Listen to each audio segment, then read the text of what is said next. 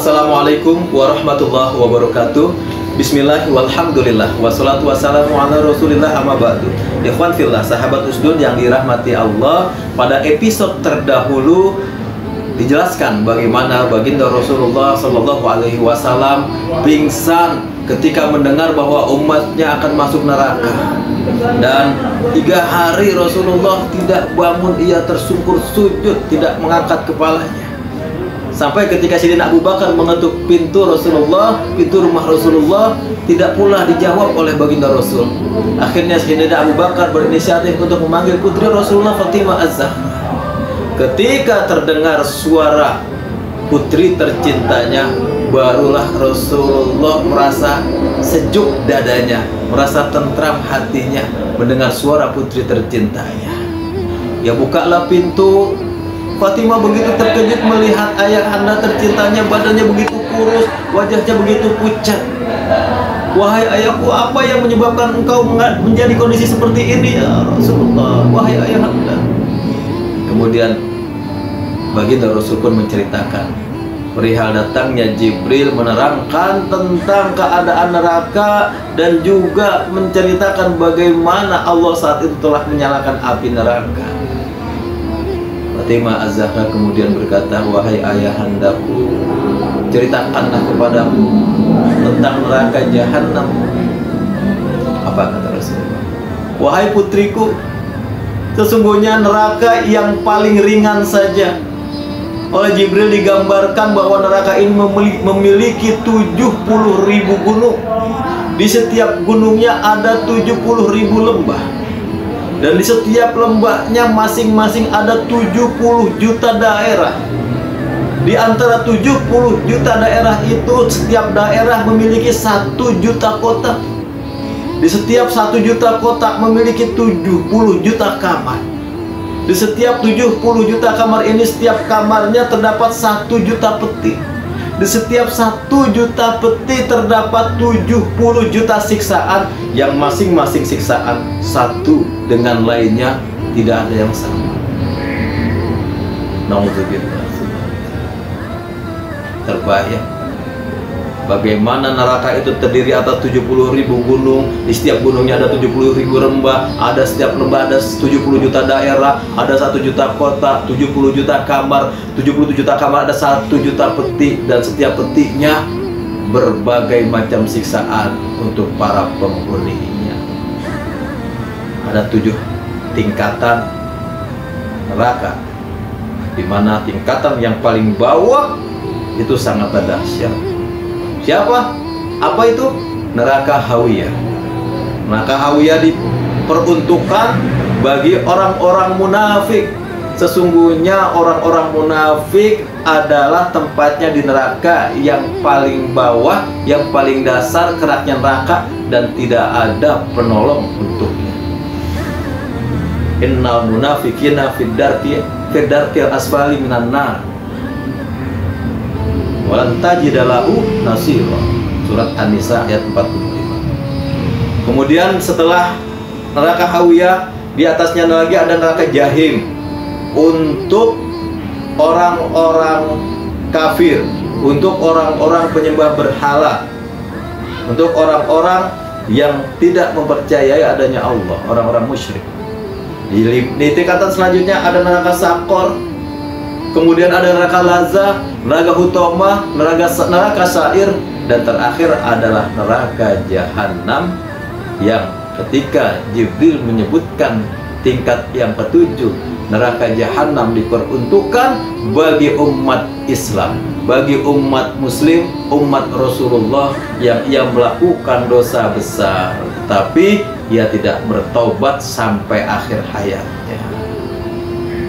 Dan itu yang digambarkan seringan-ringannya neraka, 70 juta semacam siksaan di tiap-tiap kamar yang dialami oleh penghuni neraka. Sampai-sampai Fatimah pun pingsan ketika Rasulullah menuturkan penjelasan bagaimana gambaran tentang keadaan isi neraka Jahannam. Sayyidina Umar bin Khattab radhiyallahu anhu berkata, andai aku seekor kambing ternak aku kemudian disembelih, tulangku dicincang-cincang dimakan oleh manusia, itu adalah lebih baik daripada aku mendengar atau disiksa di dalam neraka. Sayyidina Abu Bakar As-Siddiq berkata, andai aku burung, aku bebas makan, minum, aku hinggap di satu dahan dengan dahan yang lainnya, aku tidak dihisap oleh Allah, aku tidak masuk neraka, itu adalah lebih baik daripada aku mendengar kata neraka. Sayyidina Ali bin Abi Thalib berkata, andai saja aku tidak dilahirkan ibuku, andai saja aku mati dalam keadaan kecil, andai saja aku rumput yang dimakan oleh ternak, itu adalah lebih baik daripada aku harus mendengar neraka. Salman Al-Farisi, begitu Rasulullah menciptakan gambaran tentang neraka, ia berlari sekencang-kencangnya menuju ke pemakaman Baqi. Kemudian di tengah perjalanan bertemulah Salman Al-Farisi dengan Bilal bin Rabah. Wahai Salman, apa yang menyebabkan engkau ketakutan seperti ini? Bilal bertanya. Salman berkata, ya Bilal, celakalah kita, celakalah kita, celakalah engkau dan aku, wahai Bilal. Andai saja kita dijauhkan oleh Allah dari surga, kita dimasukkan ke dalam neraka, celaka. Pemirsa, sahabat ustud yang dirahmati Allah, para sahabat begitu Rasulullah menjelaskan ayat tentang neraka, semua ketakutan, nggak bisa makan, merasa dirinya tidak bebas dari ancaman neraka, merasa dirinya tidak aman.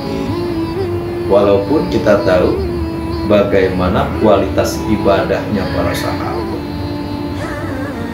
Sekarang kita merenung, ketika kita mendengarkan ayat-ayat tentang neraka, tentang siksaan, bagaimana pedihnya azab di neraka itu, maka masih saja kita bisa tertawa terbahak-bahak, masih saja kita bisa menipu orang lain, padahal siksa amat jelas untuk orang-orang yang suka menipu. Kita tahu begitu dahsyatnya api neraka, bagaimana seorang pemimpin yang zalim akan diminta pertanggungjawabannya ketika ia memimpin satu negeri, ia menzolimi rakyatnya, maka ia akan ditaruh di neraka. Tetapi tetap saja masih ada pemimpin yang menzolimi rakyatnya, tidak takut terhadap siksa api neraka. Nauzubillah, subhanallah. Semoga Allah lindungi diri kita, Allah jaga diri kita daripada siksa api neraka. Ingat doa yang sering diucapkan, yaitu doa sapu jagat. Rabbana atina fid dunya hasanah wa fil akhirati hasanah. Kita minta kebaikan di dunia, kita minta kebaikan di akhirat, tetapi di akhir tetap kita minta wa qina adzabannar. Kita minta perlindungan daripada azab api neraka. Kenapa? Karena bisa jadi seorang muslim ketika ditimbang amal ibadah, amal kebaikan dan amal keburukannya, maka belum tentu dia akan langsung masuk menuju surga, tetapi bisa jadi sebahagian dari mereka mampir dulu ke neraka, dicuci dulu di dalam neraka, baru setelah itu diselamatkan menuju surga. Misal sahabat yang dirahmati Allah, mudah-mudahan kita bukan termasuk yang demikian. Ketika kita dihisab oleh Allah, amal kita baik. Ketika kita dipanggil oleh Allah, di bawah buku catatan kita, kita terima dengan amal tangan kanan kita. Dan mudah-mudahan ketika kita diperintahkan oleh Allah, dipanggil oleh Allah, maka kita diperintahkan untuk langsung masuk ke dalam surga tanpa harus mampir dulu ke neraka. Begitu dahsyatnya siksa neraka. Mudah-mudahan Allah jaga, Allah lindungi diri kita dari dahsyatnya api neraka. Hadanallahu wa iyyakum ajmain. Wassalamualaikum warahmatullahi wabarakatuh.